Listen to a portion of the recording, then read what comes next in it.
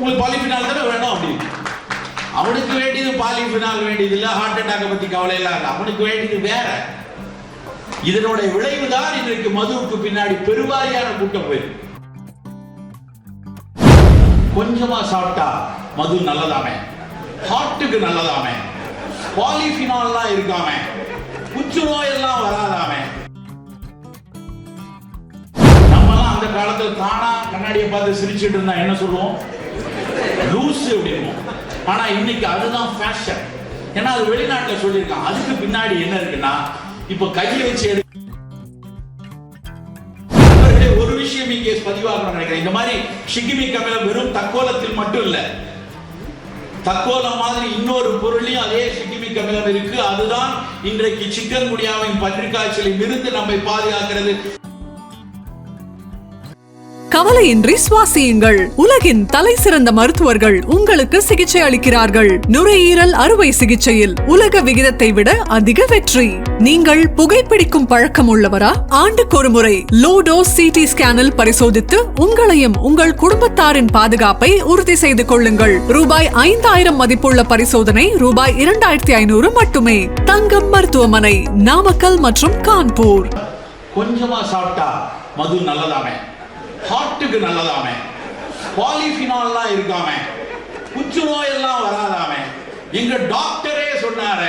இப்படிலாம் நிறைய பேர் டாக்டர் எந்த மருந்து வாங்கும் போது அதுக்கான இதை சாப்பிட்டுட்டு சொன்னாரு தெரியல. நண்பர்களே, ஒரு விஷயம் தெரிந்து கொள்ளுங்கள். 6% ஆல்கஹால் உள்ள மது ஒரு 6 ஆண்டுகளில் உங்கள் வீட்டில் சங்கொலிக்கும். 40% இருந்தா 4 மாசத்துல சங்கு உங்க வீட்டுல ஊதுவாங்க. சோ மது அருந்தினால் சங்கு உறுதி, அவ்வளவுதான். இதுல எந்த மதுவும் எப்படியான மதுவும் உடலுக்கு ஏற்ற மது கிடையாது. இதற்கு பின்னாலும் உணவு அனுமதிக்கு சரவண பவன்ல சாப்பிடும் போது கொஞ்ச நாள் முன்னாடி கொக்கோ கோலா ஃப்ரீயா கொடுத்தான். இன்னும் 10 வருஷம் கழிச்சு சரவண பவன்ல சாப்பிடும் போது ஒரு வகை மதுவை ஃப்ரீயா கொடுக்கறதுக்கான சூழ்ச்சி தான் இந்த மாதிரியான தகவல்கள் பரப்பப்படுவது. எல்லா மக்களும் நினைச்சிருக்கான் கொஞ்சமா சாப்பிட்டா நல்லதான். நான் சொன்னேன், பாலிஃபினால் தானே வேணும் உனக்கு. வைன்ல நிறைய பாலிஃபினால் இருக்கு. இப்போ பாலிஃபினால் தான் வேணும்னா ஒரு 1/2 கிலோ கத்திரிக்காயை வாங்கிக்கும். அது போய் மொட்டை மாடியில் ஒரு 5-6 பேர் கையில கட்டிட்டு உட்காந்துக்கோங்க.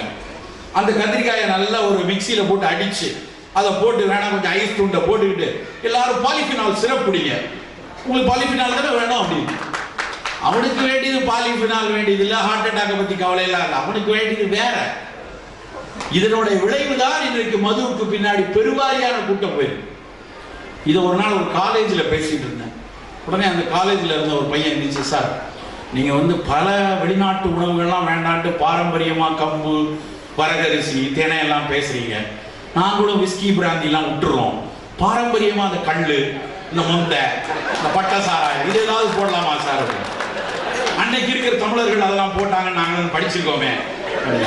எப்ப அன்னைக்கு இருக்கிற தமிழர்கள் காதல் பண்ணணும்னா நடுகல்ல தூக்கிட்டு இப்படி நிப்பான், 4 மாடை அடக்கி பிடிப்பான். நீ SMS லொடுக்கு அடிச்சுதான் லவ் பண்ணிட்டு இருக்க. உன்கிட்ட இருக்கிற அதிகபட்ச வீரமே உன்னுடைய ஆள்காட்டி வீரரோட வலுதானே. உனக்கு எதுக்கியா கள்ளு முந்தை எல்லாம் அப்படின்னு சொன்னோம். அந்த அளவுக்கு எப்படியாவது குடிக்கலாமா, எப்படியாவது சாப்பிடலாமான்னு பொருள் கூட்டாளை. நண்பர்களே, மதுவை எந்த காலம் கொண்டு ஏற்றுக்கொள்ளாதீர்கள். பெண்களே, மது அருந்துபவர்களை எக்காலமும் ஏற்றுக்கொள்ளாதீர்கள். அந்த அளவுக்கு மிக கொடுமையான பொருள் அது. ஒரு இதய நோய் வந்துச்சுன்னா இன்னைக்கு 1 லட்சம் ரூபாய் பணம் இருக்குது, 2 லட்சம் ரூபாய் பணம் இருந்ததுன்னா ஒரு ஸ்டென்ட் வச்சுக்கலாம், ஒரு பைபாஸ் பண்ணிக்கலாம், பண்ணிட்டு அதுக்கப்புறம் 15-20 வருஷம் உற்சாகமாக வாழ முடியும். ஆனால் கல்லீரல் நோய் சிரோசிஸ் லிவர் வந்துருச்சுன்னா உங்களுக்கு 45 லட்சம் ரூபாய் பணம் இருந்து ஒருவேளை மரணம் அடைந்தவர் உங்களுக்கு தானமாக கல்லீரல் கொடுத்தால் மட்டும்தான் உயிர் பிழைக்க முடியும்.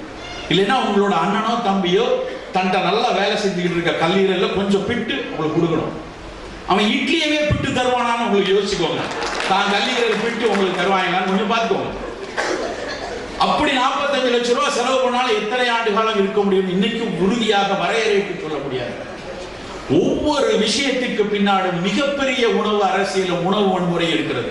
இதற்கு தீர்வு நான் இதனுடைய பிடிகளெல்லாம் சிக்காமல் எனக்கு தொற்றாத நோய் கூட்டம் வராமல் இருக்கணும்னா நாம் மீட்டெடுக்க வேண்டியது நம்முடைய மரபு உணவுகளை மட்டும்தான், அந்த அருந்தானியங்களை மட்டும்தான். அந்த அருந்தானியங்களை மீட்டெடுக்க மட்டும்தான் நமக்கு இந்த மாதிரியான தொற்றாத வாழ்வில் சிக்காத ஒரு வாழ்வுக்கான வாய்ப்புகள் அதிகம். ஏன்னா வெறும் உணவு மட்டும் இல்ல, சுற்றுச்சூழல் இருக்கிறது, மனம் இருக்கிறது, இதெல்லாம் துரத்துது. அதை பத்தி இங்க பேசல. அவன் அன்னைக்கு மனம் குதூகலிட்டு இன்னைக்கு நடனம் ஆடுறாங்க. ஒரு தம்பி சின்ன பையன் நாக்க கடிச்சுக்கிட்டு அழகா ஆடுறானே, அப்ப உற்சாகமா நமக்கெல்லாம் ஒரு சந்தோஷம் வந்துச்சு. அந்த ஒரு குதூகலமும் கழிப்பு இன்னைக்கு இல்ல. இன்னைக்கு கழிப்பெல்லாம் தானே ஒரு போனை எடுத்து இப்படி ஒயரை வச்சு கேனையா சிரிச்சு செல்ஃபி போட்டோ எடுத்துக்கிறான். எடுத்து அதை நடுராத்திரில ஒரு ஃபேஸ்புக்கில் அனுப்பி, மாப்பிள்ள அதுக்கு ஒரு லைக் போடு, நான் உனக்கு அனுப்பிச்சிருக்கேன். நம்மலாம் அந்த காலத்தில் தானா கண்ணாடியை பார்த்து சிரிச்சுட்டு இருந்தா என்ன சொல்லுவோம்? லூசு அப்படின்வோம். ஆனா இன்னைக்கு அதுதான் ஃபேஷன். ஏன்னா அது வெளிநாட்டில் சொல்லியிருக்கான். அதுக்கு பின்னாடி என்ன இருக்குன்னா, இப்ப கையை வச்சு எடுக்க வேண்டாம், அதுக்கு ஒரு கம்பு விற்கிறோம்னு ஆரம்பிச்சிருக்காங்க. ஒரு கம்பு வந்துருக்கு, செல்ஃபி ஸ்டிக். அதை இப்படி பிடிச்சி நீ என்ன வேணாலும் பண்ணலாம். அதுக்கு பின்னாடியும் வணிகம் தான். சோ நம்மை துரத்தி துரத்தி துரத்தி பெரிய வணிக கூட்டம் இவனை எப்படியாவது கடனாளியாக்கி நோயாளியாக்கி அப்படி பணம் சம்பாதிக்கணும். பன்றி காய்ச்சலை பற்றி ஒரு செய்தியை மட்டும் உங்களோடு பகிர்ந்து விட்டு முடிக்கலாம்னு நினைக்கிறேன்.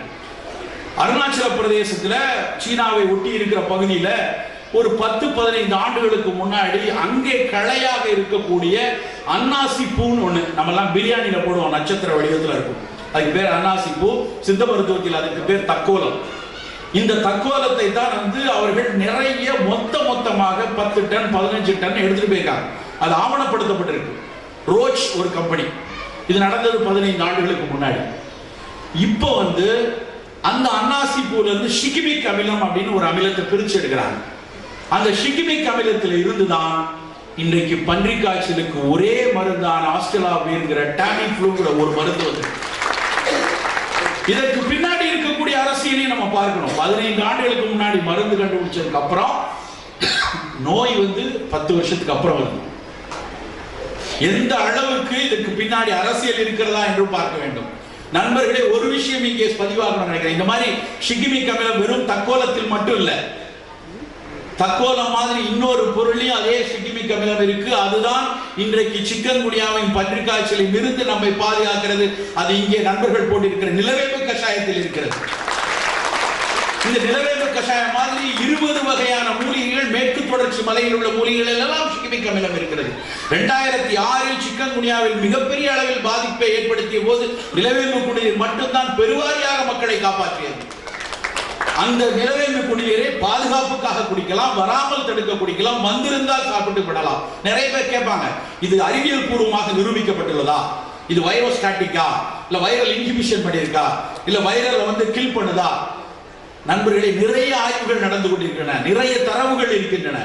இது எந்த அளவுக்கு உடலின் நோய் எதிர்ப்பாற்றலை உயர்த்தி இந்த பன்றி காய்ச்சலுக்கான காரணமான கிருமியோ இல்ல வேறு டெங்கு ஜுரத்தினுடைய கிருமியோ, அது மட்டுமல்ல, அந்த நிலவேம்பு குடிநீர் இதை தாண்டி உடம்பில் அந்த நோய்களினால் ஒருவேளை இரத்த தட்டுக்கள் குறைந்தால் அந்த இரத்த தட்டுகளையும் உயர்த்துகிறது. இது வேற எந்த மருந்திலையும் தனியா ஒரு டாமிஃப்ளூல பிளேட்லெட் உயராது. ஆனா நிலவேம்புல அந்த கிருமியும் குறையும், பிளேட்லெட்டும் உயரும். இது அறிவியல் பூர்வமாக மத்திய அரசின் ஆயுஷ் துறை ஒரு புத்தகமே வெளியிட்டு இருக்கிறார்கள். ஹவு சிக்கன் குனியா அண்ட் ஆண்ட்ரோகிராஃபிஸ் பிளானிகுலேட்டா ஒர்க் பண்ணது அப்படின்னு சொல்லி புத்தகமே வெளியிட்டு இருக்காங்க. நம் மக்கள், நம் மரபில் அறம் சார்ந்த சிந்தனையும் நம் சமூகம் சார்ந்த அக்கறையும் நிறைந்திருந்த கூட்டம்.